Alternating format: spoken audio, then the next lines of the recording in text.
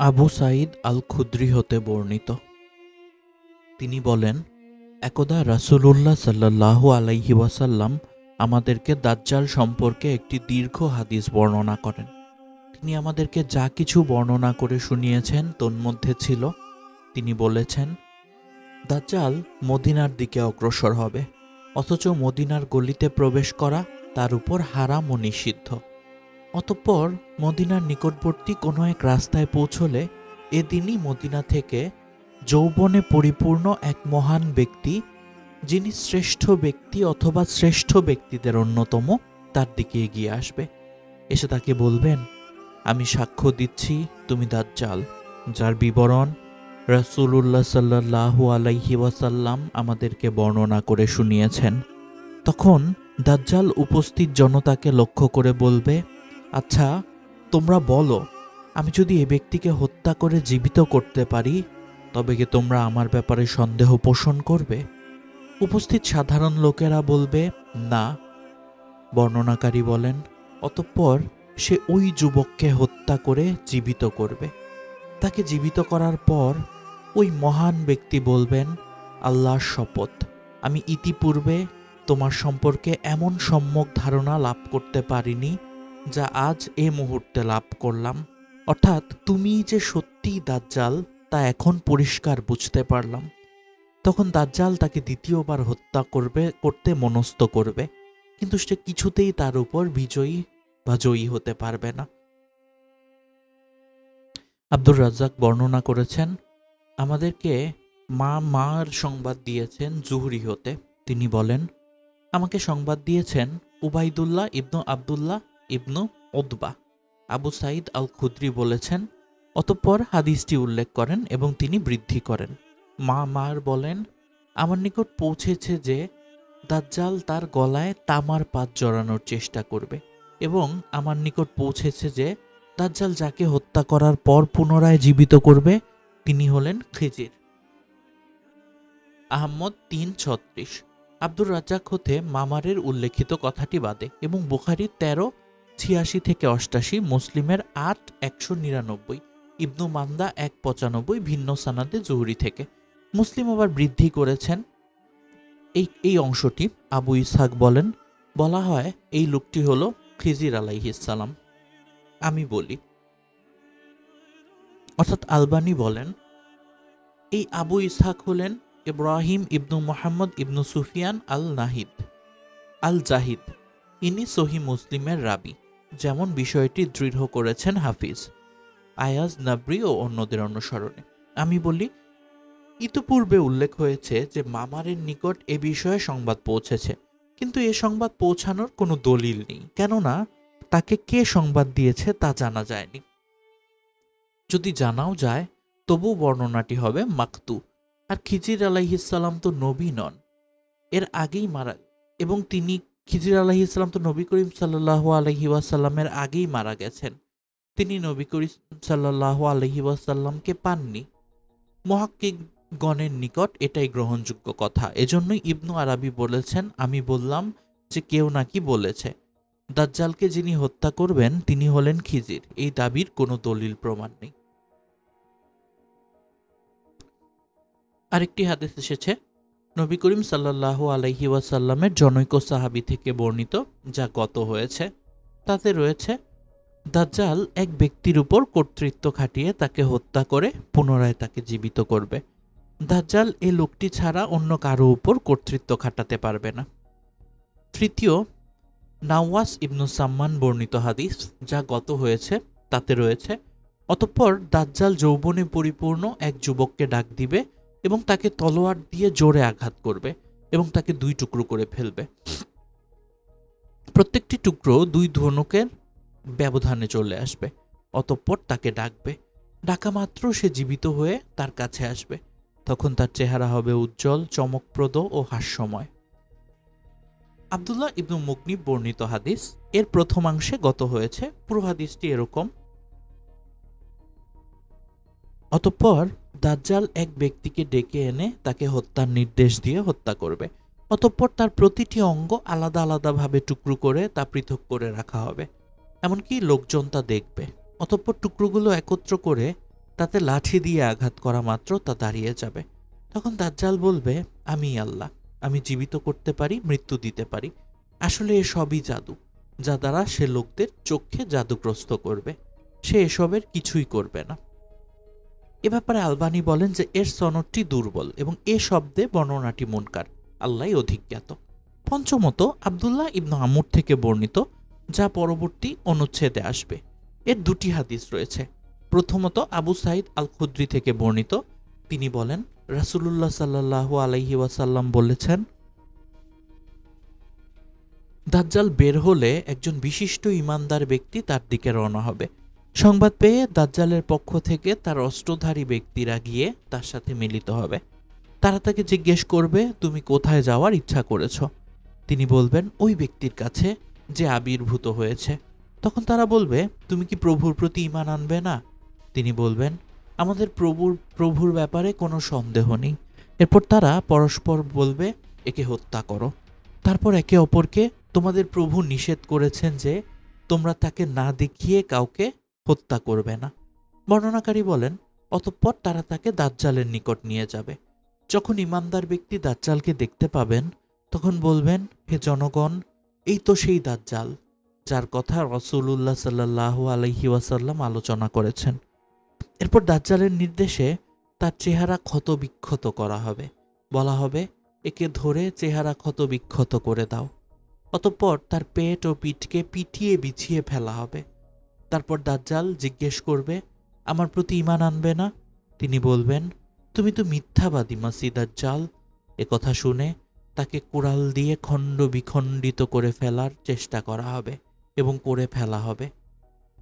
তাকে খণ্ড বিখণ্ড করার জন্য আদেশ দিবে দাজ্জাল। তার আদেশে প্রথমে তাকে 2 পা আগলা করে খণ্ড করা হবে।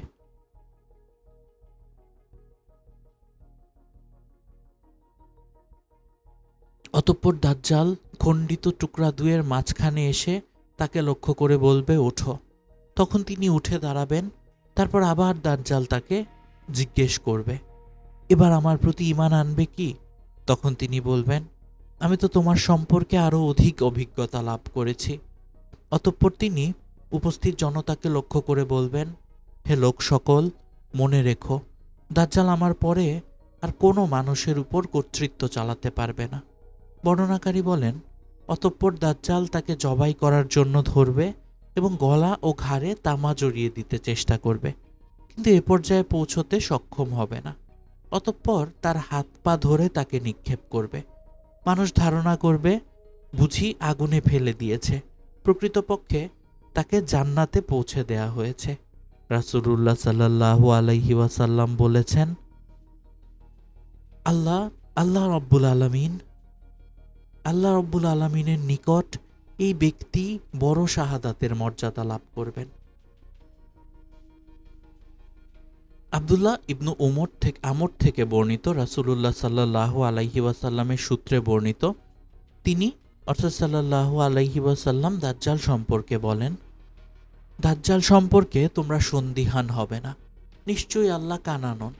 দাজ্জাল বের হয়ে পৃথিবীতে 40 সকাল অবস্থান করবে।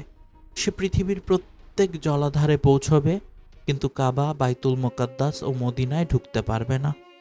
তখনকার 1 মাস হবে 1 সপ্তাহের সমান, 1 সপ্তাহ হবে 1 দিনের সমান। তার সাথে জান্নাত ও জাহান্নাম থাকবে। তার জাহান্নাম হবে জান্নাত আর জান্নাত হবে জাহান্নাম। তার সাথে রুটির পাহাড় ও পানির নহর থাকবে। সে এক ব্যক্তিকে ডাকবে, আল্লাহ তাকে ওই ব্যক্তি ছাড়া অন্য কারো উপর কর্তৃত্ব প্রয়োগের ক্ষমতা দিবেন না। সে বলবে, আমার সম্পর্কে তোমার বক্তব্য কি? লোকটি বলবে, তুই আল্লাহর দুশমন, তুই মিথ্যাবাদী দাজ্জাল। অতঃপর সে করাতা নিয়ে তার মাথার সামনে রেখে মাথা কেটে ফেলবে, এমনকি তা জমিনের উপরে পড়ে যাবে, অর্থাৎ লোকটির মাথা জমিনের উপর পড়ে যাবে। অতঃপর সে লোকটিকে জীবিত করবে এবং বলবে, এখন আমার সম্পর্কে তুমি কি বলো? লোকটি বলবে, আল্লাহর শপথ, আমি ইতিপূর্বে তোমার সম্পর্কে এমন সম্যক ধারণা লাভ করতে পারিনি যা আজ এই মুহূর্তে লাভ করলাম, অর্থাৎ তুই দাজ্জাল। তা এখন আমি আগের চেয়েও অধিক নিশ্চিত হলাম। তুই আল্লাহর দুশমন দাজ্জাল। তোর সম্পর্কে আমাদের রাসূলুল্লাহ সাল্লাল্লাহু আলাইহি ওয়াসাল্লাম সংবাদ দিয়েছেন। বর্ণনাকারী বলেন, অতঃপর সে তার তরবারি নিয়ে তার দিকে অগ্রসর হবে, কিন্তু তাকে হত্যা করতে সক্ষম হবে না। বলে সে বলবে, তাকে আমার থেকে দূরে সরিয়ে দাও। আল্লামা হায়সামি বলেন, হাদিসটি বর্ণনা করেছেন তাবারানি। এর সানাদে এমন ব্যক্তি রয়েছে যাকে আমি চিনি না, এজন্যই জাহাবি একে গরিব বলেছেন, যেমন তার থেকে নকল করেছেন হাফিজ ইবনু কাসির নিহায়া। এবার চলুন মনোযোগ আকর্ষণ করছি আপনাদের। এই দুই হাদিসের বক্তব্য হলো, মুমিন ব্যক্তিটিকে দাজ্জাল করাত দিয়ে দ্বিখণ্ডিত করবে। আর পূর্বোক্ত নওয়াজ বর্ণিত হাদিসের বর্ণনা হলো, দাজ্জাল তাকে তরবারির আঘাতে দ্বিখণ্ডিত করবে। হাফিজ ইবনু হাজার বলেন, ইবনুল আরাবি বলেছেন, দুই হাদিসের সামঞ্জস্য এভাবে হবে যে মুমিন ব্যক্তি একজন নন, তারা দুই ব্যক্তি।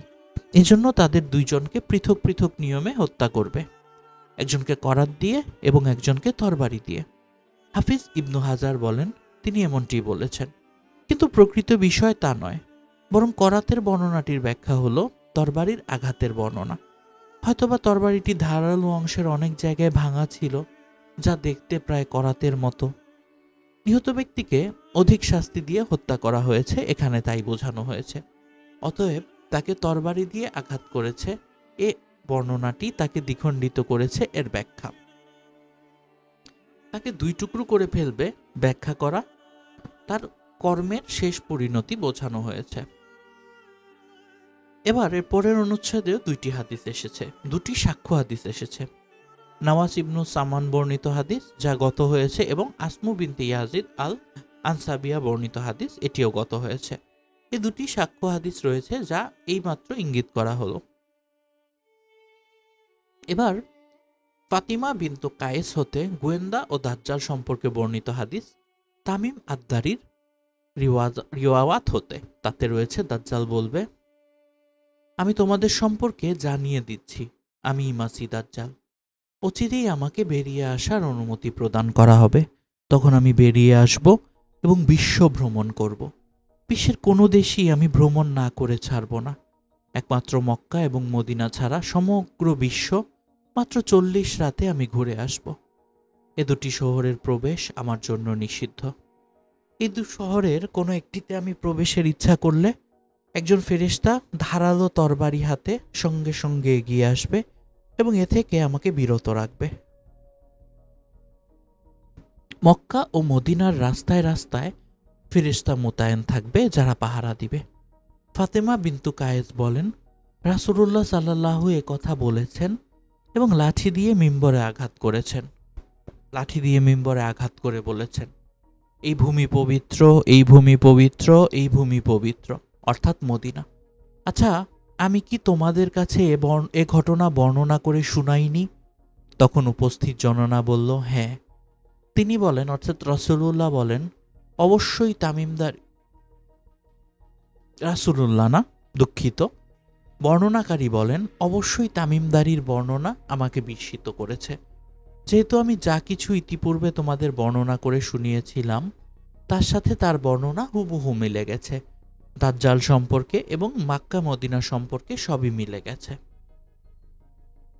আরেকটি হাদিস আয়েশা রাদিয়াল্লাহু আনহা থেকে বর্ণিত, এইমাত্র উল্লেখকৃত আহমদের শেষ বর্ণনাটির ব্যাপারে সাবি বলেন, আমি মুহাররাব ইবনু আবু হুরাইরার সাথে সাক্ষাৎ করে তাকে ফাতিমা বিনতু কায়েসের হাদিসটি বর্ণনা করলে তিনি বলেন, আমি সাক্ষ্য দিচ্ছি যে আমার পিতা আমাকে হাদিস বর্ণনা করেছেন, যেমন হাদিস ফাতিমা তোমাকে বর্ণনা করেছেন। তবে তিনি বলেন, রাসূলুল্লাহ সাল্লাল্লাহু আলাইহি ওয়াসাল্লাম পূর্ব দিকে। তিনি বলেন, অতঃপর আমি কাসিম ইবনু মুহাম্মাদের সাক্ষাৎ পেয়ে তাকে ফাতিমার হাদিসটি অবগত করি। তখন তিনি বলেন, আমি সাক্ষ্য দিচ্ছি যে আয়েশা আমার কাছে হাদিস বর্ণনা করেছেন, যেমন আপনার কাছে বর্ণনা করেছেন ফাতিমা। তবে তিনি বলেছেন, হারামাইন তার উপর হারাম, অর্থাৎ মক্কা ও মদিনা, অর্থাৎ দাজ্জালের উপর মক্কা ও মদিনা, এদেরকে হারামাইন বলা হয়, এগুলো হারাম, সে প্রবেশ করতে পারবে না। মুজালিদ হতে আমির সূত্রে, মুজালিদ হলো সাইদের পুত্র, তিনি শক্তিশালী নন, তিনি ফাতিমার হাদিসে মক্কা শব্দটি হিফাজত করেননি, সেজন্য তার হাদিসটি ও আয়েশার হাদিসের মধ্যে ব্যতিক্রম রয়েছে। আসলে দুটো হাদিস একই রকম, কেননা মক্কা শব্দের উল্লেখ ফাতিমার হাদিসে প্রমাণিত, যা মুসলিম ও অন্যান্য বর্ণিত হয়েছে, যেমন পূর্বে গত হয়েছে আমির সূত্রে। এছাড়া আহমাদের একটি বর্ণনা দাউদ হতে, যিনি ইবনু আবু হিন্দ আমির থেকে আয়েশা সূত্রে মারফুভাবে সংক্ষেপে এ শব্দে অর্থাৎ দাজ্জাল মাক্কা হতে মাদিনা প্রবেশ করবে না বর্ণনা করেছেন। আমি বলি অর্থাৎ আলবানী বলেন এর সানাদ মুসলিমের সূত্রে সহি। অনুরূপ বর্ণনা করেছেন ইবনু মান্দাহ। আবু হুরায়রা থেকে বর্ণিত, তিনি বলেন রাসূলুল্লাহ সাল্লাল্লাহু আলাইহি ওয়াসাল্লাম বলেছেন, মদিনার প্রবেশদ্বারে ফেরেশতাগণ মোতায়েন থাকবেন, সেখানে মহামারী অর্থাৎ প্লেগ ও দাজ্জাল প্রবেশ করতে পারবে না। মাসিহ দাজ্জাল মদিনা আক্রমণের উদ্দেশ্যে পূর্ব দিক থেকে এসে উহুদ পাহাড়ের পিছনে উপস্থিত হবে। অতঃপর ফেরেশতাগণ তার মুখ সিরিয়ার দিকে ফিরিয়ে দিবেন এবং ওখানেই ধ্বংস করবে। এটি মুসলিমের অপর বর্ণনায় এসেছে এবং আবু ইয়ালাতে রয়েছে। আবু বাকরা আল সাকাফি বলেন, লোকেরা মুসাইলামার ব্যাপারে বেশি বেশি পর্যালোচনা করছিল। তার ব্যাপারে রাসূলুল্লাহ সাল্লাল্লাহু আলাইহি ওয়াসাল্লাম কোনো কিছু বলার পূর্বে। অতঃপর রাসূলুল্লাহ সাল্লাল্লাহু আলাইহি ওয়াসাল্লাম খুতবায় দাঁড়িয়ে বললেন, এবার এই ব্যক্তির প্রসঙ্গ যার ব্যাপারে তোমরা আলোচনা করছিলে, সে তো ওই ৩০ জন মিথ্যাবাদীর একজন, যারা কিয়ামতের আগে বের হবে। এমন কোনো শহর বাদ থাকবে না যেখানে মাসিহ দাজ্জালের আতঙ্ক না ছড়াবে, তবে মদিনা ব্যতীত। আর প্রত্যেকটি প্রবেশ পথে ২ জন করে ফেরেশতা নিযুক্ত থাকবেন, যারা দাজ্জালের ভয় থেকে একে নিরাপদ রাখবেন। এ ব্যাপারে শায়েখ বলছেন, বাহ্যিকভাবে এই সনদটি সহি, কেননা এর রিজার সিকাত বুখারীর রিজাল, কিন্তু ২ জন সিকা মামার এর বিপরীত করেছেন। তারা বলেন আকিল ইবনু খালিদ এবং ইবনু শিহাবের ভাই মুহাম্মদ ইবনু আবদুল্লাহ ইবনু মুসলিম, তারা বলেছেন ইবনু শিহাব হতে জুহরির সূত্রে, নিশ্চয়ই আয়াজ ইবনু মুসাহি তাকে সংবাদ দিয়েছেন আবু বাকরা হতে। ইব্রাহিম ইবনু সাদ তার পিতা হতে তার দাদার মাধ্যমে আবু বাকরা রাদিয়াল্লাহু থেকে নবী সাল্লাল্লাহু আলাইহি ওয়াসাল্লামের সূত্রে বর্ণনা করেছেন। তিনি বলছেন যে নবী করিম সাল্লাল্লাহু আলাইহি ওয়াসাল্লাম বলেছেন, মাদিনায় মাসিহ দাজ্জালের ভীতি প্রবেশ করবে না, সেটি তার ৭টি দরজা থাকবে। সেদিন এর ৭টি দরজা থাকবে, আর প্রত্যেক দরজায় ২ জন করে ফেরেশতা থাকবেন। এছাড়া ফাতিমা বিনতু কাইস বর্ণিত একটি হাদিস রয়েছে, যা আমরা আগেও বর্ণনা করেছি, এবং জাবির থেকে বর্ণিত একটি হাদিস রয়েছে। তিনি বলেন, একদিন নবী করিম সাল্লাল্লাহু আলাইহি ওয়াসাল্লাম মিম্বরে দাঁড়িয়ে বললেন, আমি তোমাদের সামনে এজন্য দাঁড়িয়েছি যে আমার কাছে আকাশ থেকে সংবাদ এসেছে। অতঃপর তিনি সংক্ষেপে জাসসাসার হাদিস উল্লেখ করেন এবং তাতে রয়েছে, তিনি বলেন, সে হলো মাসিহ দাজ্জাল। ৪০ দিনে তার জন্য জমিনকে ভাঁজ করা হবে, তবে তাইবার কিছু স্থান বাদে। রাসূলুল্লাহ সাল্লাল্লাহু আলাইহি ওয়াসাল্লাম বলেছেন, মাদিনা তাইবার এমন কোনো দরজা অবশিষ্ট থাকবে না যেখানে দাজ্জালকে বাধা দেওয়ার জন্য চকচকে তরবারি নিয়ে ফেরেশতা মোতায়েন না থাকবে। মাক্কাতেও অনুরূপ অবস্থা হবে। আবু ইয়ালা মুসনাদ গ্রন্থে ২টি সানাদে মুহাম্মদ ইবনু ফুজাইল থেকে আমাদের নিকট হাদিসটি বর্ণনা করেছেন। ওয়ালিদ ইবনু জুমাই আবু সালামা ইবনু আব্দুর রহমান থেকে তার সূত্রে। তৃতীয়, মিহনাজ ইবনুল আদ্রা বলেন, রাসূলুল্লাহ সাল্লাল্লাহু আলাইহি ওয়াসাল্লাম আমাকে কোনো এক কাজে প্রেরণ করলেন। এরপর মাদিনার কোনো এক রাস্তায় তার সাথে আমার সাক্ষাৎ হলো। অতঃপর তিনি উহুদ পাহাড়ে আরোহণ করলেন, আমিও তার সাথে আরোহণ করলাম। অতঃপর মদিনার দিকে মুখ করে এর উদ্দেশ্যে তিনি কিছু কথা বললেন। অতঃপর বললেন, তোমাদের মায়ের সর্বনাশ হোক, অথবা বলেছেন তোমার মায়ের সর্বনাশ হোক, অথবা বলেছেন তার মায়ের জন্য করুণা হয়। এ জনপদকে এর অধিবাসীরা সর্বোত্তম অবস্থায় ছেড়ে চলে যাবে। জীবন প্রত্যাশী পাখি ও পশুগুলো এর ফলমূল খাবে। আল্লাহ চাহে তো এতে দাজ্জাল প্রবেশ করতে পারবে না। যখনই সে এতে প্রবেশ করতে চাইবে, তখনই এর প্রবেশ পথে খোলা তরবারি হাতে ফেরেশতা তাকে বাধা প্রদান করবে। এর সানাদ সহি, জাহাবি তার সাথে একমত পোষণ করেছেন, কিন্তু আলবানী বলছেন এর সানাদে ইনকিতা হয়েছে, অর্থাৎ বর্ণনাকারী বাদ পড়েছে। এছাড়াও এ বিষয়ে আরেকটি হাদিস বর্ণিত হয়েছে, ইবনু উমার থেকে বর্ণিত। তিনি বলেন, রাসূলুল্লাহ সাল্লাল্লাহু আলাইহি ওয়াসাল্লাম বলেছেন, দাজ্জাল এই অনুর্বর বালুময় ভূমির নালার পার্শ্বে অবস্থান করবে।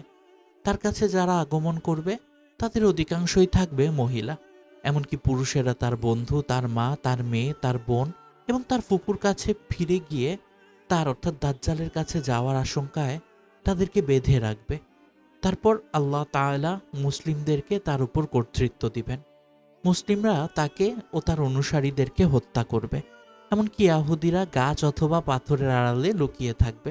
তখন পাথর অথবা গাছ মুসলিম ব্যক্তিকে বলবে, এই তো আমার পিছনে ইয়াহুদি, সুতরাং তাকে হত্যা করো। এ ব্যাপারে এই হাদিসটির ব্যাপারে শায়েখ বলছেন এর সনদ হাসান, যদি না মুহাম্মদ ইবনু ইসহাক আন শব্দে বর্ণনা করতেন।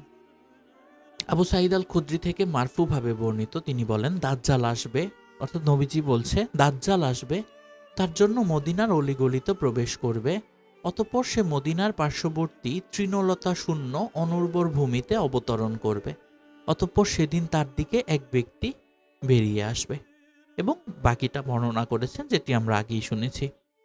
মিনহাজ ইবনু আল আদরা থেকে বর্ণিত, রাসূলুল্লাহ সাল্লাল্লাহু আলাইহি ওয়াসাল্লাম লোকদের উদ্দেশ্যে খুতবা দিলেন। নাজাত দিবস, নাজাত দিবস কি, নাজাত দিবস, নাজাত দিবস কি, নাজাত দিবস, নাজাত দিবস কি, অর্থাৎ রাসূলুল্লাহ তিনবার বললেন, তিনবার বলবেন। তখন তাকে বলা হবে, নাজাত দিবস আবার কি? তিনি বলবেন, দাজ্জাল আসবে, সে উহুদ পাহাড়ে উঠে তার সাথীদেরকে বলবে, তোমরা কি এই সাদা প্রাসাদটি দেখতে পাচ্ছ? এটা মসজিদে আহমাদ।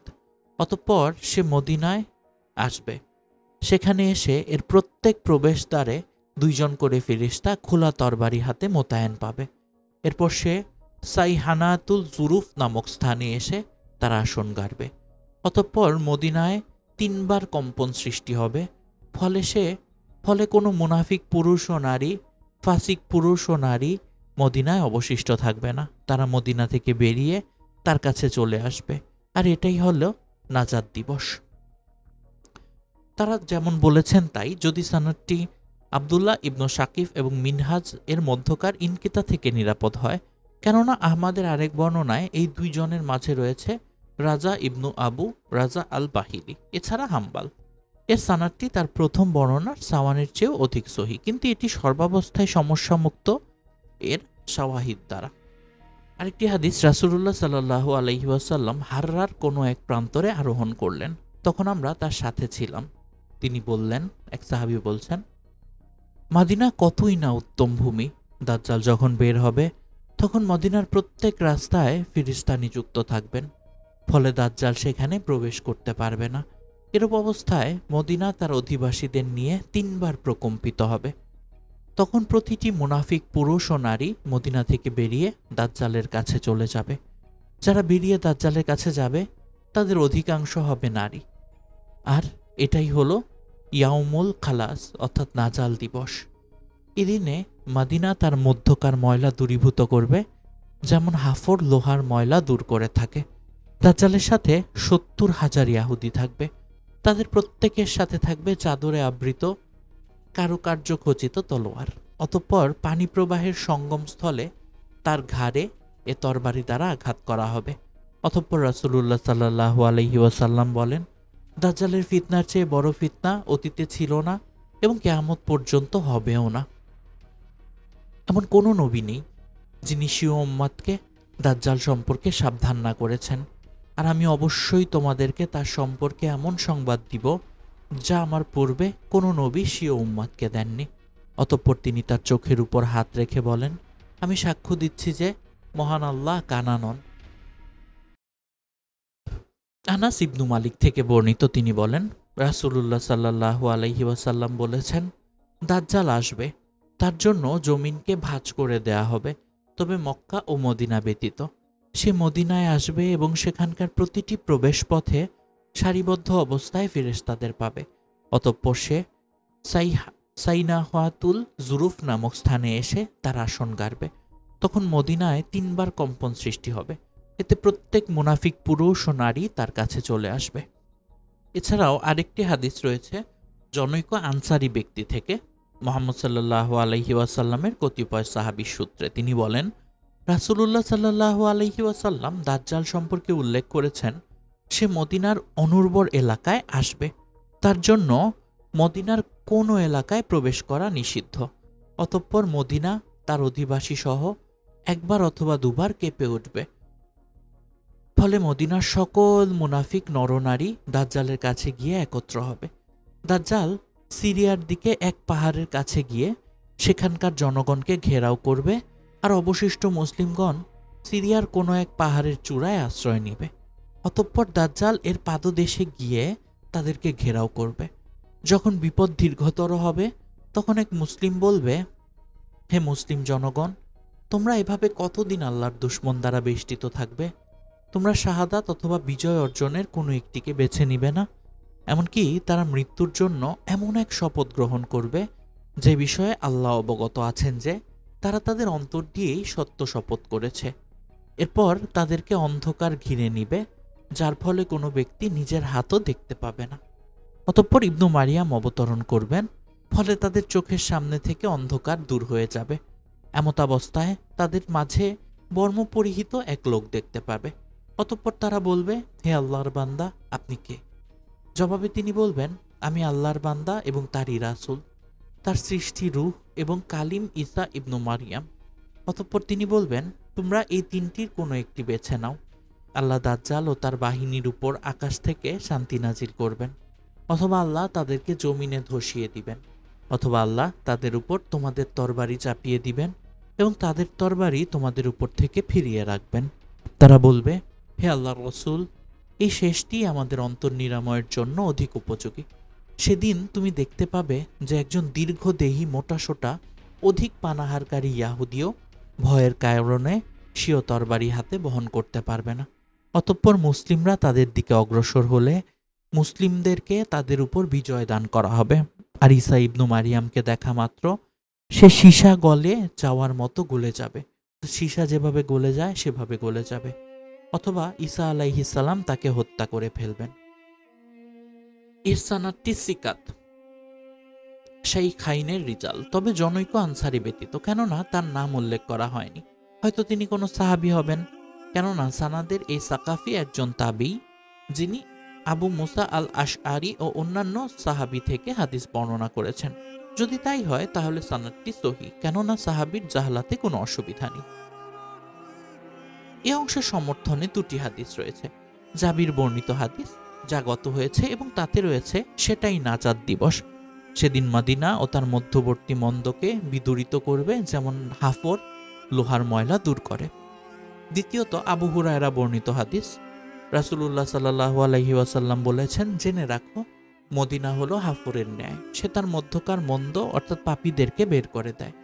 কিয়ামত সংঘটিত হতে না যতক্ষণ না মদিনা তার মধ্যকার খারাপ লোকদেরকে বের করে দিবে, যেমন হাফর লোহার ময়লা দূর করে থাকে। আরেকটি হাদিস এসেছে উম্মু শুরাইক থেকে, তিনি বলেন, রাসূলুল্লাহ সাল্লাল্লাহু আলাইহি ওয়াসাল্লামকে আমি বলতে শুনেছি, মানুষ দাজ্জাল থেকে পালিয়ে পাহাড়ে আশ্রয় নিবে। উম্মু শুরাইক বলেন, হে আল্লাহর রাসূল, তখন আরবগণ মক্কা ও মাদিনা সহ মাদিনাবাসী কোথায় থাকবে? নবীজি বলেন, তাদের সংখ্যা খুব কম হবে। আরেকটি বর্ণনা এসেছে আয়েশা রাদিয়াল্লাহু আনহা থেকে, রাসূলুল্লাহ সাল্লাল্লাহু আলাইহি ওয়াসাল্লাম দাজ্জাল আগমনের প্রাক্কালের খুবই কঠিন অবস্থার কথা উল্লেখ করলেন। ফলে আমি বললাম, হে আল্লাহর রাসূল, তখন আরবগণ কোথায় থাকবে? তিনি বলেন, হে আয়েশা, তখন আরবরা সংখ্যায় কম হবে। আমি বললাম, সে সময় মানুষের খাদ্য হিসেবে কি যথেষ্ট হবে? তিনি বলেন, যা ফিরিস্তাদের জন্য যথেষ্ট, তাসবিহ, তাকবীর, তাহমিদ ও তাহলিল। আমি বললাম, তখন কোন সম্পদ উত্তম হবে? তিনি বলেন, এমন পরিশ্রমী গোলাম যে তার মালিককে পানি পান করাবে। আর খাদ্য, সেদিন তো খাদ্য থাকবে না। এ ব্যাপারে শায়খরা বলছেন, এই হাদিসটি সানাদ জয়ীফ। সানাদে হাসান বাসরি একজন মুদাল্লিস, আর আলী ইবনু যায়েদ হলো ইবনু সাদআন, যিনি জয়ীফ। অথবা আল্লামা হায়সামি বলেছেন, এটি আহমদ ও আবু উলামা বর্ণনা করেছেন, এর রিজাল্ট সহিহ রিজাল্ট। উসমান ইবনু আবুল আস থেকে বর্ণিত, তিনি বলেন, রাসূলুল্লাহ বলেছেন, তখন তিনটি শহর মুসলিমদের দখলে থাকবে, তার একটি থাকবে বাহরাইনের নিকটবর্তী এবং আরেকটি থাকবে হিরাতে। আমি বলি, এর রিজাল্ট সিকাত, মুসলিমের রিজাল্ট, তবে আলী ইবনু যায়েদ ইবনু সাদআন ব্যতীত তিনি জয়ীফ। এছাড়াও জাবির ইবনু আবদুল্লাহকে মারফুভাবে বলতে শুনেছেন আবু জুবাইর হতে এটি বর্ণিত। তিনি জাবির ইবনু আবদুল্লাহকে মারফুভাবে বলতে শুনেছেন রাসূলুল্লাহ সাল্লাল্লাহু আলাইহি ওয়াসাল্লাম বলছেন যে আমার উম্মাতের একদল লোক সত্যের উপর অবিচল থেকে অনবরত জিহাদে লিপ্ত থাকবে, তারা কিয়ামত পর্যন্ত বিজয়ী থাকবে। তিনি বলেন, অতঃপর ঈসা ইবনু মারিয়াম আলাইহিস সালাম অবতরণ করবেন। তখন তাদের আমির বললেন, জনাব, এগিয়ে এসে আমাদেরকে সলাত পড়ান। তিনি বলবেন, না, আপনারা একে অন্যের আমির, আল্লাহর পক্ষ থেকে এটা উম্মতের মর্যাদা। আবু হুরায়রা থেকে বর্ণিত আরেকটি হাদিস বলা হয়েছে, অতঃপর ঈসা ইবনু মারিয়াম আকাশ থেকে অবতরণ করবেন। তিনি লোকদের ইমামতি করবেন। তিনি যখন রুকু থেকে মাথা উঠাবেন তখন বলবেন, সামিআল্লাহু লিমান হামিদা। আল্লাহ মাসিহ দাজ্জালকে ধ্বংস করেছেন এবং মুসলিমদের বিজয়ী করেছেন। সামুরা থেকে বর্ণিত আরেকটি হাদিস বর্ণনা করছি। এতে রাসূলুল্লাহ সাল্লাল্লাহু আলাইহি ওয়াসাল্লাম বলেছেন, দাজ্জাল বের হবে, তার বাম চোখ হবে কানা, চোখের উপর মোটা চামড়ায় ঢাকা হবে। সে জন্মান্ধ ও কুষ্ঠরোগীকে সুস্থ করবে। সে মৃতকে জীবিত করে লোকদের উদ্দেশ্যে বলবে, আমি তোমাদের রব। যে ব্যক্তি বলবে তুমি আমাদের রব, সে ফিতনায় পতিত হলো। আর যে ব্যক্তি বলবে আমার রব আল্লাহ, এমনকি সে মারা যাবে, সে তো তার ফিতনা থেকে নিরাপদ। এরপর আর কোনো ফিতনা হবে না এবং তার উপর কোনো শাস্তিও হবে না। অতঃপর আল্লাহ যতদিন না দাজ্জাল অবস্থান করবে ততদিন। অতঃপর পশ্চিমা অঞ্চল দিয়ে ঈসা ইবনু মারিয়াম আসবেন, মুহাম্মদ সাল্লাল্লাহু আলাইহি ওয়াসাল্লামকে সত্যায়ন করে এবং তার উম্মতের একজন হয়ে। অতঃপর ঈসা আলাইহিস সালাম দাজ্জালকে হত্যা করবেন। অতঃপর এরপরেই কিয়ামত সংঘটিত হবে। আবু হুরায়রা বর্ণিত একটি হাদিসে নবী করিম সাল্লাল্লাহু আলাইহি ওয়াসাল্লাম বলেন, কতই না আনন্দের কথা যখন ঈসা ইবনু মারিয়াম আকাশ থেকে তোমাদের মাঝে অবতরণ করবেন আর ইমাম হবেন তোমাদের থেকেই তোমাদের ইমাম হবেন। ইবনু আবু জিব এক বর্ণনায় বলেন, তোমাদের থেকেই তোমাদের ইমাম হবে। এর অর্থ সম্পর্কে তুমি জানো কি? তা হলো তোমাদের মহান পরাক্রমশালী বরকতময় আল্লাহর কিতাব ও তোমাদের নবী করিম সাল্লাল্লাহু আলাইহি ওয়াসাল্লামের সুন্নতের অনুসারী হলেই।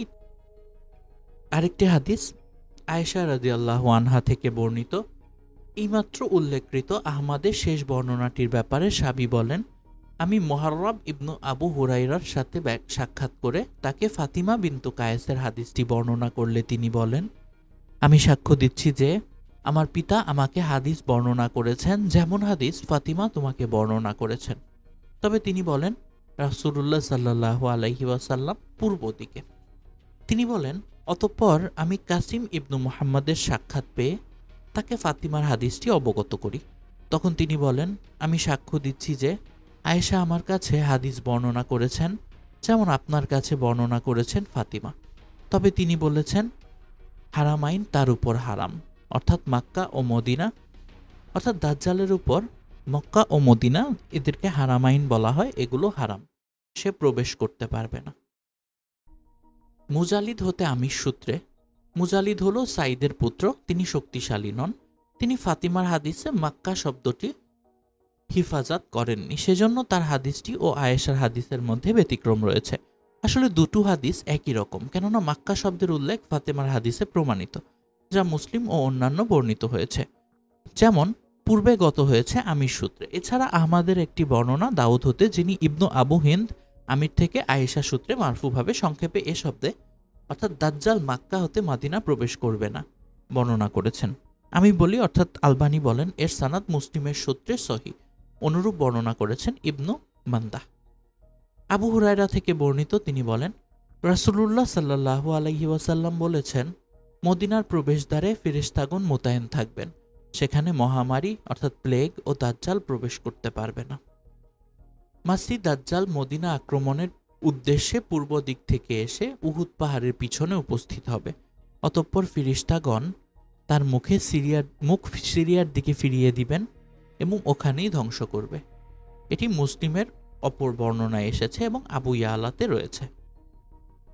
আবু বাকরা আল সাকাফি বলেন, লোকেরা মুসাইলামার ব্যাপারে বেশি বেশি পর্যালোচনা করছিল। তার ব্যাপারে রাসূলুল্লাহ সাল্লাল্লাহু আলাইহি ওয়াসাল্লাম কোনো কিছু বলার পূর্বে অতঃপর রাসূলুল্লাহ সাল্লাল্লাহু আলাইহি ওয়াসাল্লাম খুতবায় দাঁড়িয়ে বললেন, এবার এই ব্যক্তির প্রসঙ্গ যার ব্যাপারে তোমরা আলোচনা করছিলে। সে তো ওই ৩০ জন মিথ্যাবাদীর একজন, যারা কিয়ামতের আগে বের হবে। এমন কোনো শহর বাদ থাকবে না যেখানে মাসিহ দাজ্জালের আতঙ্ক না ছড়াবে, তবে মদিনা ব্যতীত। আর প্রত্যেকটি প্রবেশ পথে ২ জন করে ফেরেশতা নিযুক্ত থাকবেন, যারা দাজ্জালের ভয় থেকে একে নিরাপদ রাখবেন। এ ব্যাপারে শায়েখ বলছেন, বাহ্যিকভাবে এই সনদটি সহি, কেননা এর রিজার সিকাত বুখারীর রিজাল, কিন্তু ২ জন সিকা মামার এর বিপরীত করেছেন। তারা বলেন, আকিল ইবনু খালিদ এবং ইবনু শিহাবের ভাই মুহাম্মদ ইবনু আবদুল্লাহ ইবনু মুসলিম, তারা বলেছেন ইবনু শিহাব হতে জুহরির সূত্রে, নিশ্চয়ই আয়াজ ইবনু মুসাহি তাকে সংবাদ দিয়েছেন আবু বাকরা হতে। ইব্রাহিম ইবনু সাদ তার পিতা হতে তার দাদার মাধ্যমে আবু বাকরা রাদিয়াল্লাহু থেকে নবী সাল্লাল্লাহু আলাইহি ওয়াসাল্লামের সূত্রে বর্ণনা করেছেন। তিনি বলছেন যে নবী করিম সাল্লাল্লাহু আলাইহি ওয়াসাল্লাম বলেছেন, মাদিনায় মাসিহ দাজ্জালের ভীতি প্রবেশ করবে না। সেটি তার ৭টি দরজা থাকবে। সেদিন এর ৭টি দরজা থাকবে, আর প্রত্যেক দরজায় ২ জন করে ফেরেশতা থাকবেন। এছাড়াও ফাতিমা বিনতু কাইস বর্ণিত একটি হাদিস রয়েছে, যা আমরা আগেও বর্ণনা করেছি, এবং জাবির থেকে বর্ণিত একটি হাদিস রয়েছে। তিনি বলেন, একদিন নবী করিম সাল্লাল্লাহু আলাইহি ওয়াসাল্লাম মিম্বরে দাঁড়িয়ে বললেন, আমি তোমাদের সামনে এজন্য দাঁড়িয়েছি যে আমার কাছে আকাশ থেকে সংবাদ এসেছে। অতঃপর তিনি সংক্ষেপে জাসসাসার হাদিস উল্লেখ করেন এবং তাতে রয়েছে, তিনি বলেন, সে হলো মাসিহ দাজ্জাল। ৪০ দিনে তার জন্য জমিনকে ভাঁজ করা হবে, তবে তাইবার কিছু স্থান বাদে। রাসূলুল্লাহ সাল্লাল্লাহু আলাইহি ওয়াসাল্লাম বলেছেন, মাদিনা তাইবার এমন কোনো দরজা অবশিষ্ট থাকবে না যেখানে দাজ্জালকে বাধা দেওয়ার জন্য চকচকে তরবারি নিয়ে ফেরেশতা মোতায়েন না থাকবে। মক্কাতেও অনুরূপ অবস্থা হবে। আবু ইয়ালা মুসনাদ গ্রন্থে ২টি সানাদে মুহাম্মদ ইবনু ফুজাইল থেকে আমাদের নিকট হাদিসটি বর্ণনা করেছেন। ওয়ালিদ ইবনু জুমাই আবু সালামা ইবনু আব্দুর রহমান থেকে তার সূত্রে। তৃতীয়, মিহনাজ ইবনুল আদ্রা বলেন, রাসূলুল্লাহ সাল্লাল্লাহু আলাইহি ওয়াসাল্লাম আমাকে কোনো এক কাজে প্রেরণ করলেন। এরপর মাদিনার কোনো এক রাস্তায় তার সাথে আমার সাক্ষাৎ হলো। অতঃপর তিনি উহুদ পাহাড়ে আরোহণ করলেন, আমিও তার সাথে আরোহণ করলাম। অতঃপর মদিনার দিকে মুখ করে এর উদ্দেশ্যে তিনি কিছু কথা বললেন। অতঃপর বললেন, তোমাদের মায়ের সর্বনাশ হোক, অথবা বলেছেন তোমার মায়ের সর্বনাশ হোক, অথবা বলেছেন তার মায়ের জন্য করুণা হয়। এ জনপদকে এর অধিবাসীরা সর্বোত্তম অবস্থায় ছেড়ে চলে যাবে। জীবন প্রত্যাশী পাখি ও পশুগুলো এর ফলমূল খাবে। আল্লাহ চাহে তো এতে দাজ্জাল প্রবেশ করতে পারবে না। যখনই সে এতে প্রবেশ করতে চাইবে, তখনই এর প্রবেশ পথে খোলা তরবারি হাতে ফেরেশতা তাকে বাধা প্রদান করবে। এর সানাদ সহি, জাহাবি তার সাথে একমত পোষণ করেছেন, কিন্তু আলবানী বলছেন এর সানাদে ইনকিতা হয়েছে, অর্থাৎ বর্ণনাকারী বাদ পড়েছে। এছাড়াও এ বিষয়ে আরেকটি হাদিস বর্ণিত হয়েছে, ইবনু উমার থেকে বর্ণিত। তিনি বলেন, রাসূলুল্লাহ সাল্লাল্লাহু আলাইহি ওয়াসাল্লাম বলেছেন, দাজ্জাল এই অনুর্বর বালুময় ভূমির নালার পার্শ্বে অবস্থান করবে। তার কাছে যারা আগমন করবে তাদের অধিকাংশই থাকবে মহিলা, এমনকি পুরুষেরা তার বন্ধু, তার মা, তার মেয়ে, তার বোন এবং তার ফুপুর কাছে ফিরে গিয়ে তার অর্থাৎ দাজ্জালের কাছে যাওয়ার আশঙ্কায় তাদেরকে বেঁধে রাখবে। তারপর আল্লাহ তাআলা মুসলিমদেরকে তার উপর কর্তৃত্ব দিবেন। মুসলিমরা তাকে ও তার অনুসারীদেরকে হত্যা করবে। এমনকি ইয়াহুদিরা গাছ অথবা পাথরের আড়ালে লুকিয়ে থাকবে। তখন পাথর অথবা গাছ মুসলিম ব্যক্তিকে বলবে, এই তো আমার পিছনে ইয়াহুদি, সুতরাং তাকে হত্যা করো। এ ব্যাপারে এই হাদিসটির ব্যাপারে শায়েখ বলছেন এর সনদ হাসান, যদি না মুহাম্মদ ইবনু ইসহাক আন শব্দে বর্ণনা করতেন। আবু সাঈদ আল খুদরি থেকে মারফুভাবে বর্ণিত, তিনি বলেন, দাজ্জাল আসবে, অর্থাৎ নবীজি বলছে, দাজ্জাল আসবে, তার জন্য মদিনার অলিগলিতে প্রবেশ করবে। অতঃপর সে মদিনার পার্শ্ববর্তী তৃণলতা শূন্য অনুর্বর ভূমিতে অবতরণ করবে। অতঃপর সেদিন তার দিকে এক ব্যক্তি বেরিয়ে আসবে, এবং বাকিটা বর্ণনা করেছেন যেটি আমরা আগেই শুনেছি। মিনহাজ ইবনু আল আদ্রা থেকে বর্ণিত, রাসূলুল্লাহ সাল্লাল্লাহু আলাইহি ওয়াসাল্লাম লোকদের উদ্দেশ্যে খুতবা দিলেন। নাজাত দিবস, নাজাত দিবস কি? নাজাত দিবস, নাজাত দিবস কি?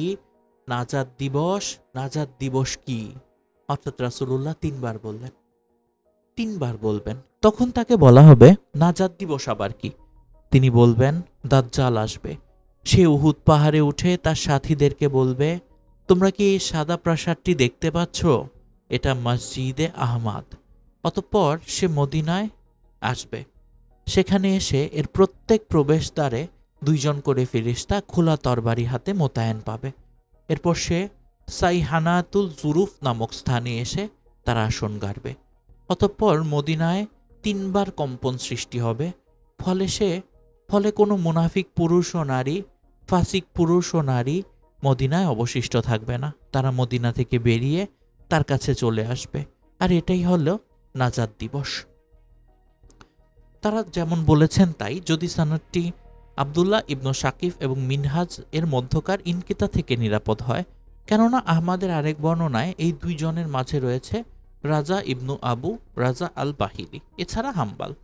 এর সানাদটি তার প্রথম বর্ণনার সাওয়ানের চেয়েও অধিক সহি, কিন্তু এটি সর্বাবস্থায় সমস্যামুক্ত এর শাওয়াহিদ দ্বারা। আরেকটি হাদিস, রাসূলুল্লাহ সাল্লাল্লাহু আলাইহি ওয়াসাল্লাম হাররার কোনো এক প্রান্তরে আরোহণ করলেন। তখন আমরা তার সাথে ছিলাম। তিনি বললেন, এক সাহাবী বলছেন, মদিনা কতই না উত্তম ভূমি। দাজ্জাল যখন বের হবে তখন মদিনার প্রত্যেক রাস্তায় ফেরেশতা নিযুক্ত থাকবেন। ফলে দাজ্জাল সেখানে প্রবেশ করতে পারবে না। এরূপ অবস্থায় মদিনা তার অধিবাসীদের নিয়ে ৩ বার প্রকম্পিত হবে। তখন প্রতিটি মুনাফিক পুরুষ ও নারী মদিনা থেকে বেরিয়ে দাজ্জালের কাছে চলে যাবে। যারা বেরিয়ে দাজ্জালের কাছে যাবে তাদের অধিকাংশ হবে নারী। আর এটাই হলো ইয়াউমুল খালাস, অর্থাৎ নাজাল দিবস। এদিনে মদিনা তার মধ্যকার ময়লা দূরীভূত করবে, যেমন হাফর লোহার ময়লা দূর করে থাকে। দাজ্জালের সাথে ৭০,০০০ ইয়াহুদি থাকবে। তাদের প্রত্যেকের সাথে থাকবে চাদরে আবৃত কারুকার্য খচিত তলোয়ার। অতঃপর পানি প্রবাহের সঙ্গমস্থলে তার ঘাড়ে এ তরবারি দ্বারা আঘাত করা হবে। অতঃপর রাসূলুল্লাহ সাল্লাল্লাহু আলাইহি ওয়াসাল্লাম বলেন, দাজ্জালের ফিতনার চেয়ে বড় ফিতনা অতীতে ছিল না এবং কিয়ামত পর্যন্ত হবেও না। এমন কোনো নবী নেই যিনি স্বীয় উম্মতকে দাজ্জাল সম্পর্কে সাবধান না করেছেন। আর আমি অবশ্যই তোমাদেরকে তার সম্পর্কে এমন সংবাদ দিব যা আমার পূর্বে কোনো নবী স্বীয় উম্মতকে দেননি। অতঃপর তিনি তার চোখের উপর হাত রেখে বলেন, আমি সাক্ষ্য দিচ্ছি যে মহান আল্লাহ কানা নন।